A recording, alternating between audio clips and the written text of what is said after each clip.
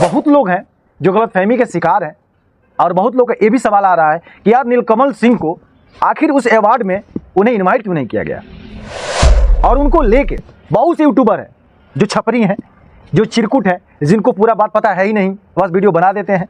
तो मैं उनसे यही कहूँगा कि भाई पहले अच्छा से जानकारी ले लो फिर अपडेट दो, कोई दिक्कत नहीं है, किसी को कोई दिक्कत नहीं। नीलकमल सिंह को इन्वाइट किया गया था लेकिन उनकी कुछ मजबूरी थी, यूँ कह लें कि पर्सनल मजबूरी था जिसकी वजह से वो नहीं जाते हैं। आप लोगों को पता होगा कि नीलकमल सिंह कभी स्टेज शो नहीं करते हैं, बहुत माने जाने हस्ती हैं भोजपुरी में, अच्छे कलाकार हैं, उनका गाना हमेशा ट्रेंडिंग में रहता है, मिलियन व्यू आता है, 100 मिलियन 150 मिलियन तक उनका व्यू जाता है, हमेशा ट्रेंडिंग में रहता है, उनके गाने में सबसे ज़्यादा रील बनता है, आप लोगों को पता भी होगा।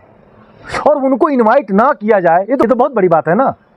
वो भी पटना में हुआ था, अपने गाँव, अपने शहर, अपने बिहार में हुआ था अवार्ड शो, बहुत बड़ा अवार्ड शो हुआ था जिसमें खेसारी लाल को बेस्ट सिंगर का भी अवार्ड मिला है।